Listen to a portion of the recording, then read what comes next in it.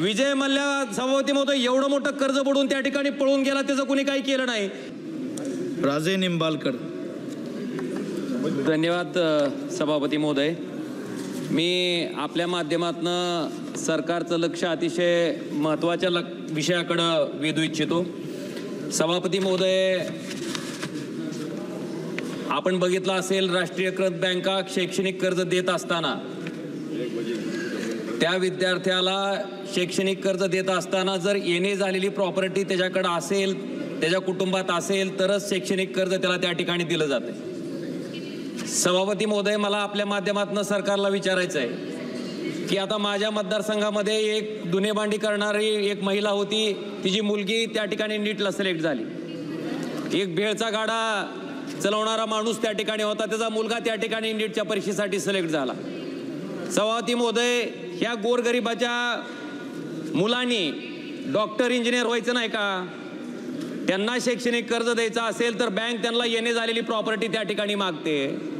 कुठून येणे झालेली प्रॉपर्टी आणायची त्यांनी? आणि त्यांच्याकडे येणे झालेली प्रॉपर्टी नसल्यामुळं त्या ठिकाणी त्यांना शैक्षणिक कर्ज दिलं जात नाही.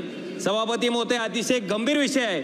मी आपल्या माध्यमातून सन्मान्य वित्तमंत्री महोदयांना विनंती करतो की त्यांनी या ठिकाणी शैक्षणिक कर्ज देत असताना जी येणे झालेली प्रॉपर्टीची अट आहे ती त्या ठिकाणी तात्काळ रद्द करावी. नाहीतर सभापती महोदय, ह्या गोरगरिबाच्या मुलांनी त्या ठिकाणी डॉक्टर इंजिनियर कसं व्हायचं, हा माझा पहिला प्रश्न आहे. सभापती महोदय, पीक कर्ज वाटप करत असताना सुद्धा आपल्याला मला सांगायचं आहे की त्या ठिकाणी शेतकऱ्याला पीक कर्ज वाटपाचं टार्गेट त्या ठिकाणी जिल्हानिहाय दिलं जातं. सभापती महोदय, धाराशिव जिल्ह्यामध्ये साधारणतः 1500 कोटीचं टार्गेट त्या ठिकाणी खरीपाच्या पीक कर्जाचं दिलं गेलं, पण प्रत्यक्षात वाटप होताना फक्त 53% वाटप त्या ठिकाणी शेतकऱ्याला त्या ठिकाणी झालं. सभापती महोदय, मग शेतकऱ्यापुढं खाजगी सावकाराकडे जाण्याशिवाय कुठला पर्याय त्या ठिकाणी शिल्लक राहतो? माझी आपल्या माध्यमातून विनंती आहे की त्या ठिकाणी राज्य सरकारनं सांगितलंय की शेतकऱ्याला पीक कर्ज वाटप करत असताना तुम्ही सिव्हिल बघू नका म्हणून सांगितले. सभापती महोदय, शेतकऱ्याचं त्या ठिकाणी सिव्हिल बघितल्याशिवाय कर्ज दिलं जात नाही.